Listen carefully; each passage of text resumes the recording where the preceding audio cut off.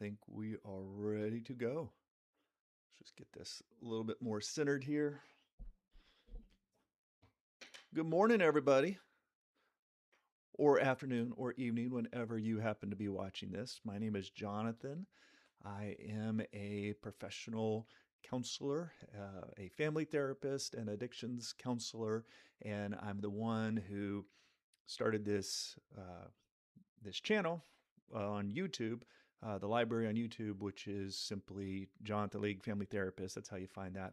And the Facebook group, which is the private Facebook group, which I want to make sure you know about because some people have been joining who've watched these chats, and it's really good. It's called Parents of Adult Children Failure to Launch and Addiction Support. You can search that on Facebook.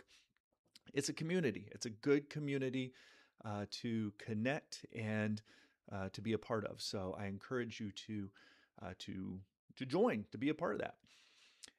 All right. I hope everyone has their coffee. I have mine. We're going to just chat a little bit this morning. This is the coffee chat. We're getting into week number 2 of doing this. So it's going to be every morning at 10:30 Eastern time. And yeah, and so here we go. If I didn't mention also, in addition to the Facebook group, I also put the link of that in the description. That should work. And also the email list. Get on that email list because I will send you tools, I will send you information and updates because there is going to be more trainings, more workshops, and another group that goes a little bit deeper. And the email list is where you find out all about that stuff. That's the committed group. All right, today, this morning, what I would like to talk about is excuses. I want to talk about excuses. At least that's where we're going to start. And excuses versus reasons. But let me just jump into this. What do I mean by excuses? Right? Well, if you are a parent of a struggling young adult, I know you know what I'm talking about, right? This you hear about this all the time, right? Your child is struggling. They are not moving forward. And there's a reason, right? There's a reason why they're struggling. And a lot of times those reasons become excuses, right? And it's my anxiety is too high, right?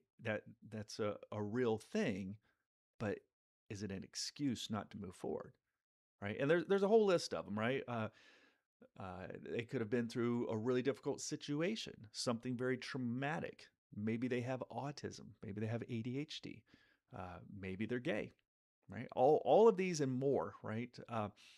There are plenty of excuses out there. And what do I mean by the difference between a reason and an excuse, right?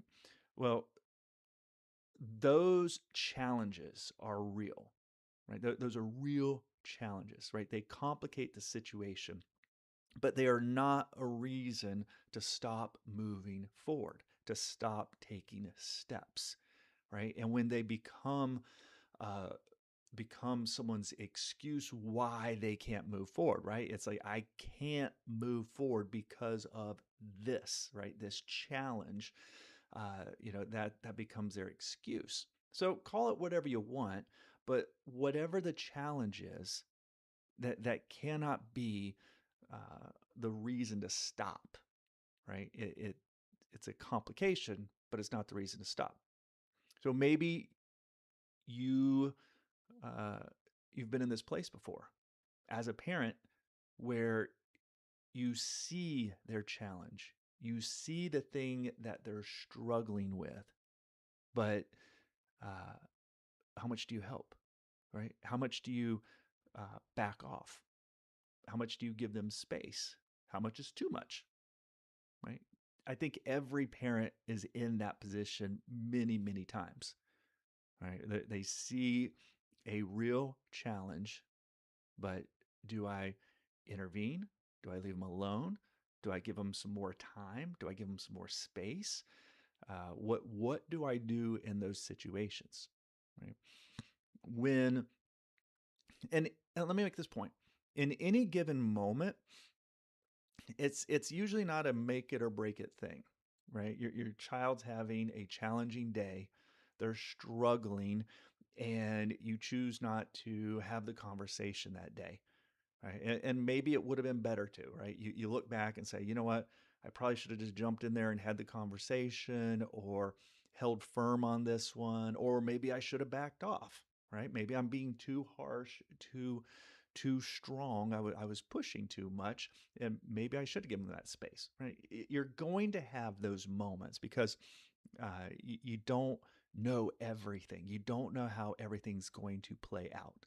And I see some parents really stressing over one moment, one day, one week where they were pushing too hard and they didn't understand the whole thing. Or they weren't pushing, right? They were letting things slide when they needed to be a part of it. And yes, I mean, you want to minimize those moments where you're too far one way or the other, but it's going to happen, right? It's more about the pattern, right? If the same pattern keeps happening over and over, right? And on either of those extremes, or even in the middle a little bit, you're pushing too hard, you're not seeing the real challenge, you're not addressing what's really happening with them.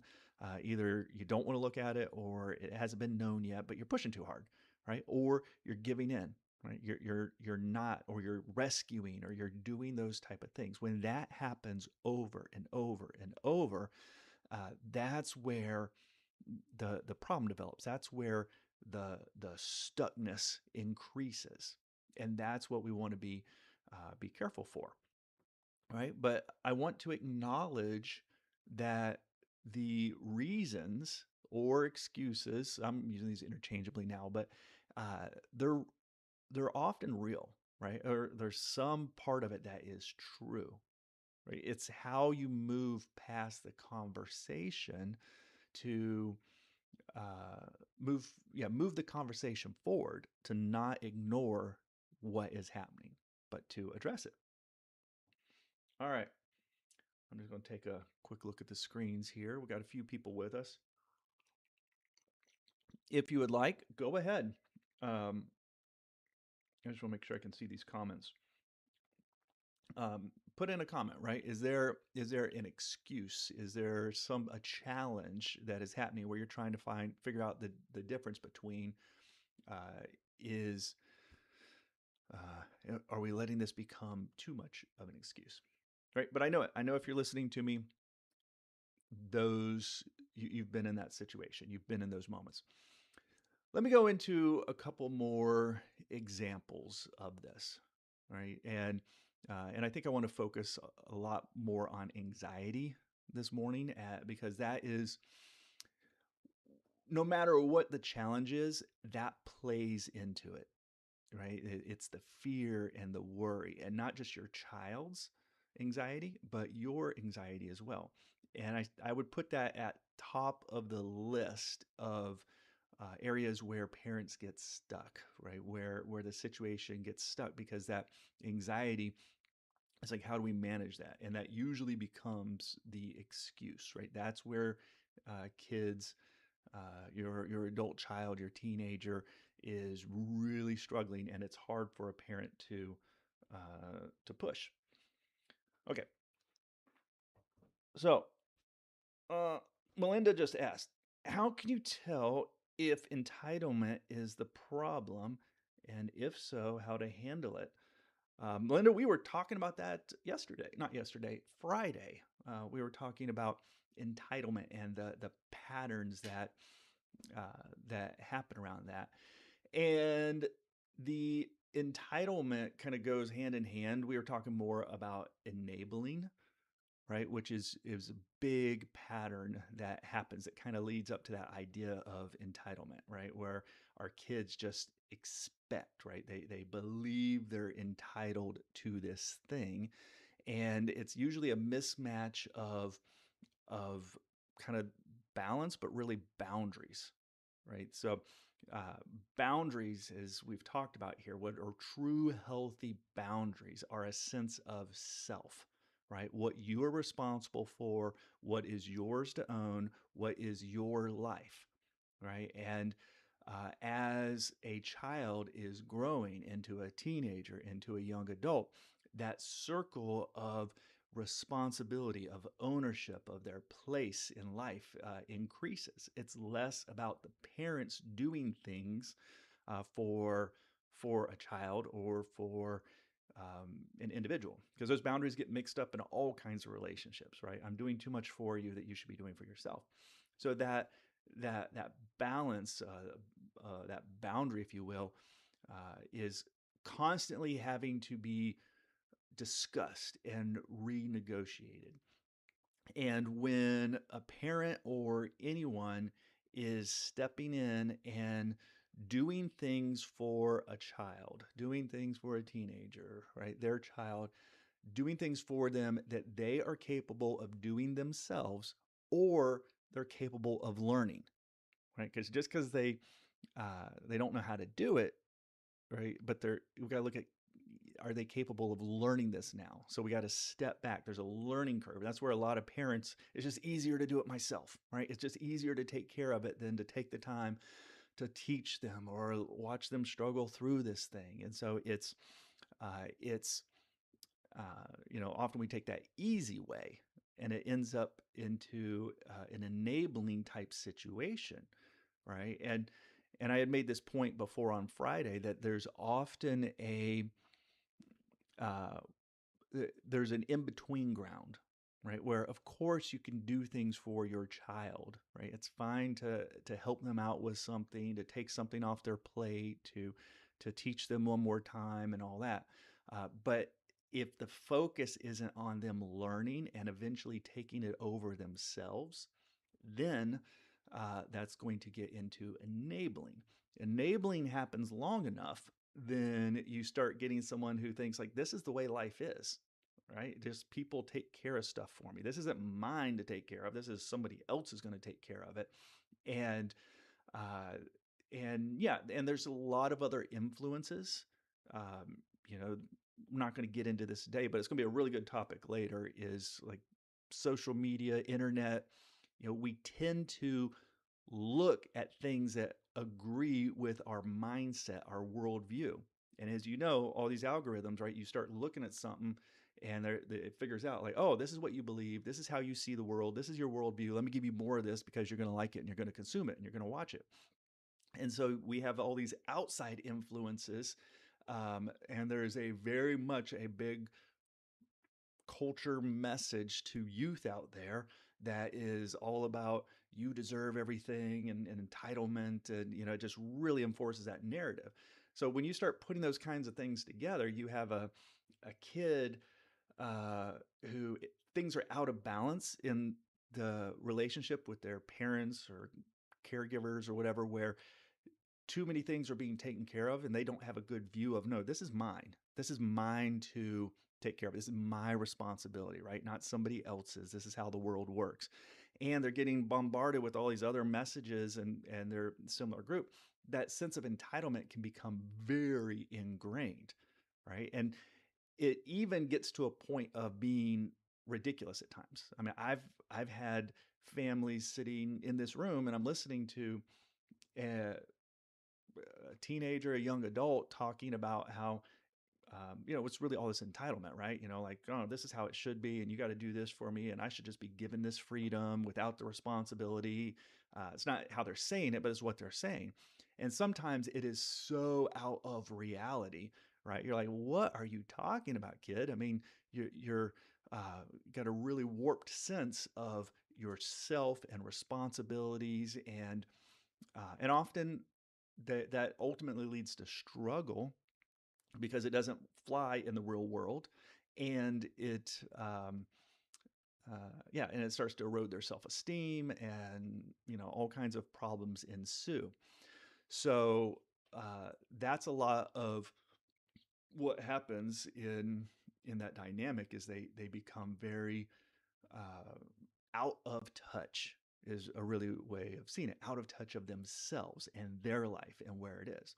So the discussions and this is what I help so many families with and parents with. The discussion is really about boundaries, right? But it's about what you own, what your responsibility is, making that very clear, at the same time being very connected, very loving of this is I care about you. I want you to succeed. I want you to be happy and healthy and confident and moving forward.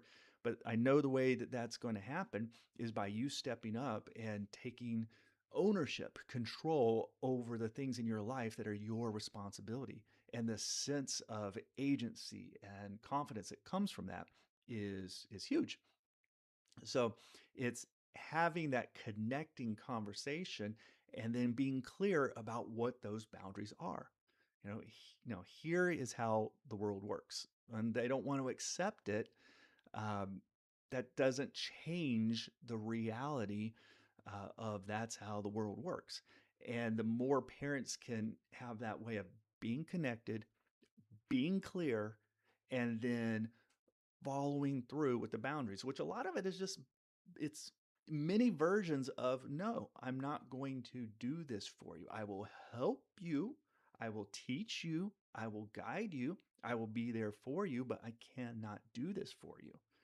Right. And that gets right back into the excuses I'm talking about, because that's where I see parents like, oh, but they really, really do struggle with their focus. They have ADHD. I have it on a piece of paper right here.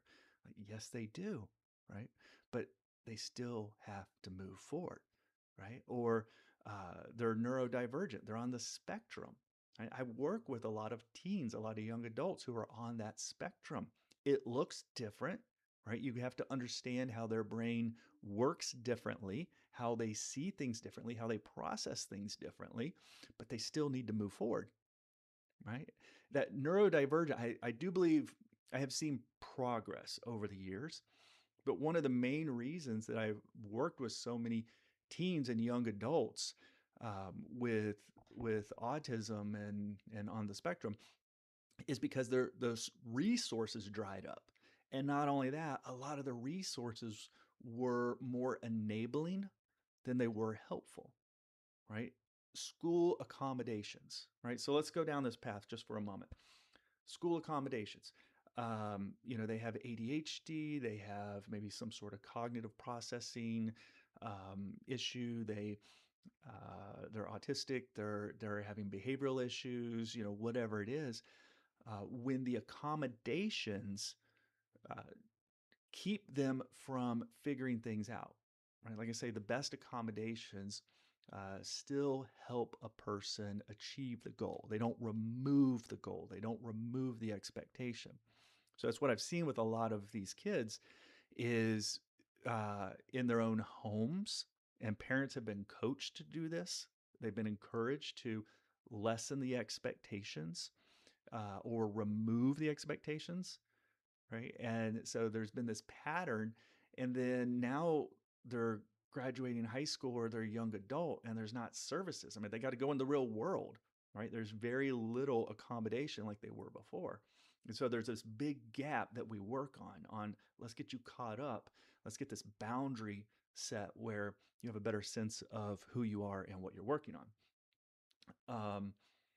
So that is, yeah, the message I'm giving is the there can't be a reason to stop moving forward, and you can't let that be in your mind as a parent, and you can't do that for um, kind of accept that with your child, but at the same time be very empathetic that they're struggling, right? They feel like it's a reason that they can't move forward, but we have to encourage them. uh, Let me see. Melinda said a little bit more. Yes, my son feels since we can't afford it, we should help him to where he can work part time, and we should cover the rest of his expenses. He doesn't live with us. Right? Well, gosh, I could go on, and it almost kind of can be maddening or angry with some of the. Again, it's the distorted reality that a lot of these kids, young adults, use and talk about.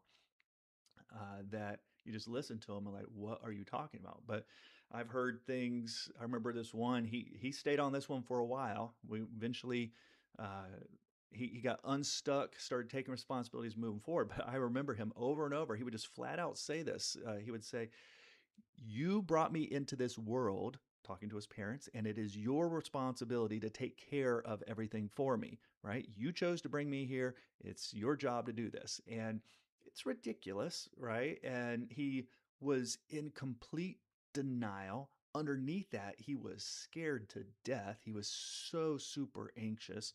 And I mean, he had like panic when he would like just anything outside of the home, right? And so he would, but he hid that anxiety very well because he just drew within himself kind of a blank stare.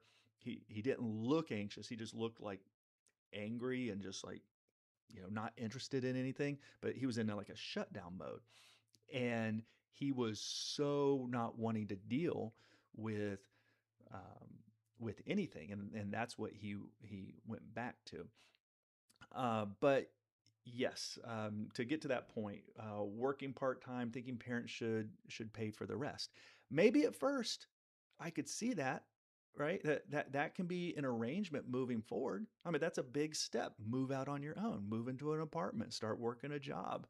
I mean, those are good steps. You got to acknowledge that, and that's what I would encourage you with your son. Acknowledge, like, hey, you are making money. You are, here's the things you're doing well, but this support, your financial support, and all these other ways that you're supporting, your support exists to help him uh, move forward, right? To become an independent, functioning adult. That's the agreement. That's what you need to talk about. We're supporting you to move forward. At any point, if you're not willing to move forward, to take over this other stuff, then we have to talk about what support looks like, right? And I know this can be out of the frying pan into the fire, but maybe that's moving back into our home, right? Or you're going to move into someone else's home, or like, what are you going to do to pay for this apartment? Because it cannot continue. And if a young adult's in a position of like, well, you have to, this is your responsibility, right? That is, the more you can be calm and clear and compassionate and say, I know this is hard. I know this isn't how you want it to be. I know these are real challenges, but you can do it. And we are here to help you, to encourage you, to support you, but we're not going to do it for you forever.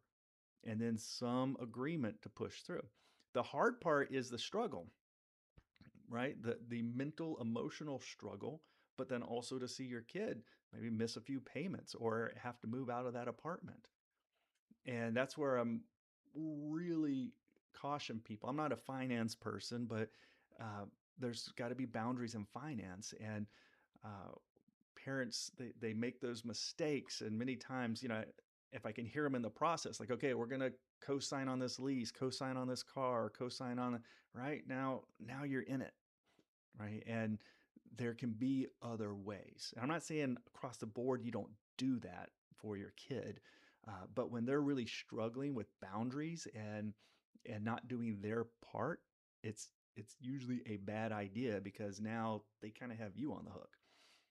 Um, so uh, yeah, it's tough conversations, right? They're tough conversations, and that's one of the bigger points that I want to make is uh, being willing to have the conversations, being clear about boundaries, being clear about how things need to move forward. You need to have those, and honestly, that's one of the biggest areas that we work on with my clients and in the groups and the coaching and such is really like how do you have those conversations and where are those lines? Because parents need a lot of support with that. So thank you, Melinda. And if you're not in our group yet, the Parents of Adult Children Failure to Launch group, private Facebook group, that is a great community. It is a growing community. That's a great community to be a part of. And get on my email list as well. I have the link in here because there's more tools, more support, where we go a little bit deeper. And also, that's where I make announcements when I'm doing more of detailed training and individual support. So that's a good one to get on. Yeah, so the main thing that kind of kicked this off today is just talking about excuses. Is there anyone else? And by the way, if you're watching this later, which I know a lot of people do, go ahead and put it in the comments, right? And I'll look at that later as well, and maybe we talk about that the next day. But what's the excuses that you hear, right? That exist, that you struggle with? Is it your kid has ADHD, right? Are they on the spectrum? Have they had some really difficult things happen, right? Um, Speaking of that, I would put that high on the list as well. It's a human connection that parents have. It's their own empathy with their kid, right? So maybe there's been a divorce and it was particularly difficult and ugly, and you feel badly for what your child went through, right? Many times, what I'll hear parents say is, uh, I feel so badly for them because they had to go through this, or they didn't have this, they didn't have that, and that becomes a reason the parents really struggle with. I don't want to see them suffer again. I don't want to see them struggle again. So that's a common one as well. And I know we've had a lot of parents in the Facebook group, particularly, been talking about their kids uh, who are in that gender dysphoria, or with their sexuality, and they're in that struggle of figuring out like who they are, and and they're really stuck. And I can tell with some of the parents, they're really wrestling with, what do I do with that? Right? Is that a legit thing? Can I support them? And the thing that I want to encourage every parent with is that also fits in that excuse category, right? It's not an excuse to move forward. It is a struggle. They're really struggling. And why are they struggling? What's going on, right? You want to have that conversation. You want to connect with them, but it's still uh, a situation where they need to move forward to taking ownership of their life, right? And so I'm not saying that any of these things aren't real challenges. They just cannot be an excuse to move forward. I remember having a conversation with a 24-year-old man who was still at home, and he was really struggling. He had anxiety, and he was gay. He came out, and he said that his father treated him horribly, shamed him, kind of disowned him, and he was really struggling with this. And uh, he but he was not moving forward. And I just remember this one conversation. We were talking about him finally getting his driver's license. It was time to get his driver's license, which, by the way, I've had that. I see that more and more with young adults, right? That they're struggling, and they really resist and delay getting their driver's license. So he was one of them, and we were talking about getting this step, and he kept getting um, just distracted and anxious, and he's talking about it, and he started talking again about how he couldn't get a driver's license because of the stress that his father had created, and because he was gay. And I stopped him for a moment. I was like, when I had a good relationship with him, I said, what does being gay have to do with not driving, right? What does it have to do with a driving license? And he kind of smirked at me, and he realized he's like, yeah. I'm like, look, these are some real things that you've got to work through, right? You've got some real wounds in your family, and all this, but you still got to move forward, right? And I feel like something I do well with the young adults is like, look, we'll process what you need to process. We'll teach and help you learn what you need to learn, but you still need to be moving forward. And some of this is very practical: driving license, job. These are really important things, and they're directly tied to their sense of self, confidence, self esteem, all of that. Okay. Um, yeah. So that was the main encouraging thing I wanted to talk about. Right. And if there's any other topics, the floor is open. I'm going to be here just for a little bit more. I'm going to have another little sip of coffee. And I really appreciate everyone who is showing up for this. This is a good connection, right? Good talk, good time to just chat, and that's really what this is about, right? In the group on, if you're in the Facebook group on Tuesday nights, I do more of a dedicated talk, like a training, and then also I do workshops and things like that. But I had this idea, like, hey, why don't I just get on in the morning, take a little bit of time, and we could just chat. And I love it. So far, several people have connected and commented, and this is just something we can take anywhere we want to take it, anywhere we want to go. So,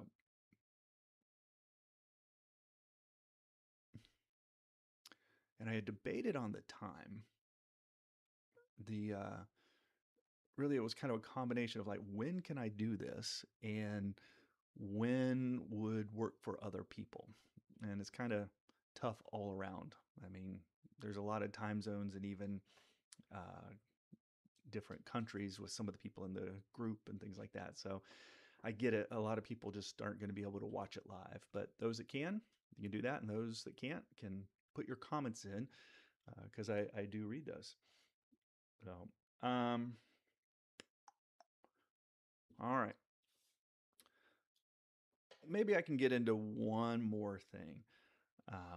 We've been talking about excuses and, uh, the different challenges that we're experiencing, or that our child is experiencing, or that everyone is experiencing in the home, and how that can become an excuse not to move forward, and how we got to push back against that. And I talked about anxiety being one of the primary things that happen. It's just that the anxiety level gets so high that that it becomes kind of like an all stop. Like, we don't know how to push forward. A lot of times I find parents don't even fully see what anxiety is. Like the example of that young man I gave, who was telling the parents that they had to take care of him because they brought him in the world. They had to take care of him. It was their responsibility. It wasn't his. They gave him life. They needed to take care of his life. It was ridiculous. But we didn't just stay on that ridiculous statement and comment and debate with him. I was thinking a little bit deeper. Right? What is going on that this guy is so resistant to taking ownership of his life? And uh, it looked like just defiance and refusal. But what it was that was going on with him was extreme anxiety, primarily social anxiety, the fear of being around other people, being judged, screwing up, being overwhelmed in social situations was way too stimulating and overwhelming for him. But what it looked like was a rebellious kind of, um, bullheaded, stubborn, I'm not going to do it type of thing. But a lot of times, anxiety, that's what it looks like. Is I just don't want to do that. People pull within themselves, right? And usually don't see the panic type of anxiety until they're actually being faced with what uh, they're afraid of, right? When they're actually in that moment, that's usually when you see more of the panic. So, and there was actually the weekly email this week, and next week also is talking about anxiety and some tools. But the what I see, one of the dynamics that happens in those situations is parents see how anxious, how much their child is struggling, and it makes the parents anxious, right? They are really anxious about seeing their child struggle, and then the parents actually will transfer their anxiety back onto the child. And let me explain that, right? you see your child struggling and anxious and worried, and it's making you anxious, and your mind is now racing, right? Uh, what if they are going to stop everything? What if they're not going to be able to come out of their room? What if they're going to get suicidal? What if they're not going to want a relationship with me? What if this thing snowballs and then they get kicked out of school? What if, right? And the parent's mind is just racing with all these what ifs, and they can't exist with that anxiety. So their focus is to, I got to uh, fix this situation. I got to change this situation. I got to remove this anxiety. And so what they do is that the tendency is to go either into one of two extremes, right? This is the unhealthy approach. It's either I'm going to uh, kind of force my kid out of anxiety, which is impossible, right? That doesn't work. I'm going to yell at them. I'm going to get, like I need them to get moving. I need them to do something. And so parents can become too forceful and pushing. Like I said, you can't force anxiety out of your child. You can't yell anxiety out of your child. They go that extreme, right? So it's their attention is boom, coming out on them, on the child, or they're going to go into kind of a rescue or fix it mode, right? Who do I need to call? What do I need to do? How do I make the situation go away? And the at the heart of it is we don't want our kids to be anxious. We want them to be doing well, but the approach is either too forceful or it's too really enabling in that point, right? We're going to take that away. We're going into rescue mode. Both of those approaches are controlling, right? A lot of parents don't see it that way. One of the most uh, secretive, hidden backdoor ways of being controlling is I'm doing this for your own good, right? I'm doing this to help my child, right? I'm not being controlling, I'm helping, right? But you are being controlling, right? You need them to do something so that you can feel better, right? Feel better as a parent, feel better about the situation. Right? And that's what we need to be careful with because many times our good intentions muddle the lines, right? Confuse the lines between what they need to be doing versus what I need to be doing. And that's a really strong component of what you see with anxiety and struggle, where it gets mixed up between the parents. So, uh, so the answer is uh, being able to first take a breath yourself, breathe and look at the situation, maybe talk to someone about it. All right. And like, okay, what needs to happen here? And you don't want your decisions to be fueled by anxiety, right? You want them to be more rational. Like, okay, what's the lesson to learn? What's the thing? How can we turn this crisis, this struggle, into a learning opportunity, a growth opportunity, right?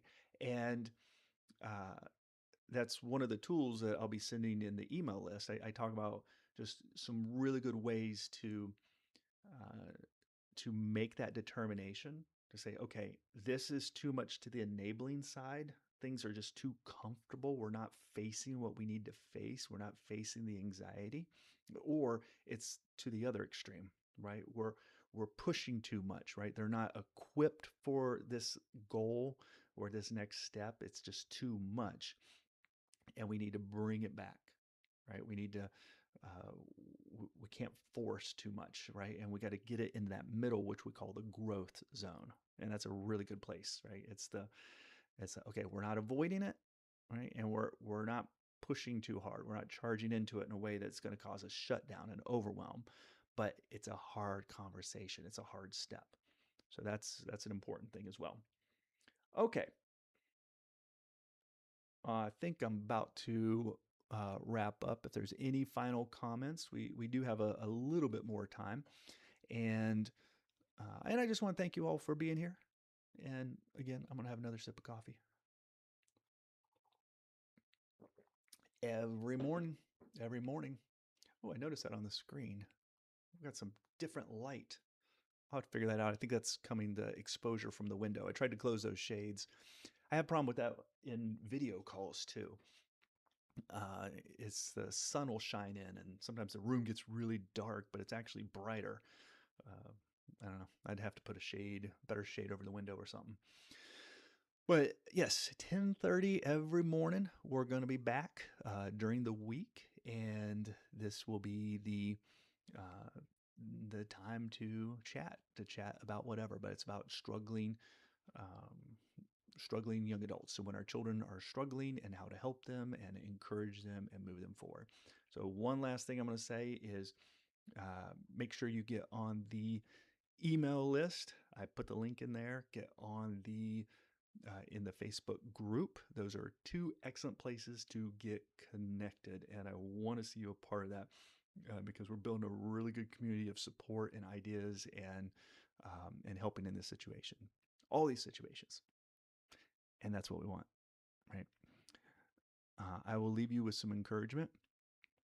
There are all kinds of situations out there, right?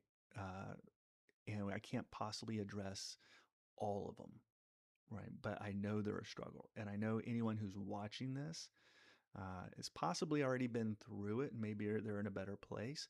But more than likely, you're in the middle of it. You're in the middle of a struggle with your children, with your adult child, with your family. You see them struggling, and at times it feels impossible. At times it feels hopeless.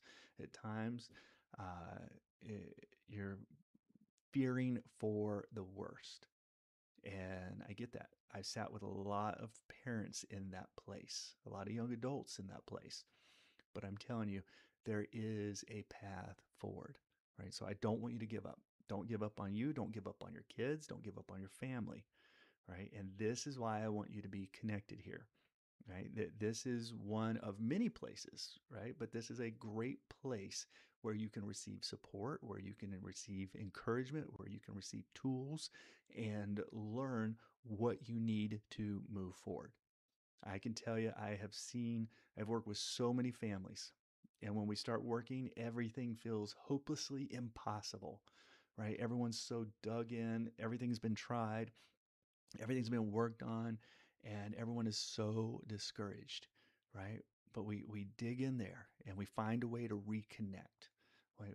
Everyone to be able to get some hope and to reconnect and understand how we got here, right? How did we get here, right? And what do we need to do to start moving forward and taking little step by little step. And I see the relationships start to improve, the communication start to improve. I see these young adults start to believe that they can take these next steps, and they start taking these next steps, and their confidence starts to grow little bit by little bit. And then something will happen, and we kind of go back a little bit, but then we regroup and we keep pushing forward, right? It's never like just a straight line, right? It's a process, it's a journey, it's a discovery, but it happens. It happens, and it can happen for you too, right? If you don't give up, right? And I know if you're here, you're not giving up, right? If you're watching this, you haven't given up. So keep checking back in. I'm going to be doing this during the week, but I more want you to get connected with the real supports that we have, because that is where you can really move forward. All right. Well, I think that's my sign. My light went out. All right. Well, thank you everyone for being here, and I will be back tomorrow at 10:30 a.m. And in the meantime, I'll try to get all this light stuff figured out. A little bit better view. All right. Hey, you guys take care. God bless. I will talk to you later.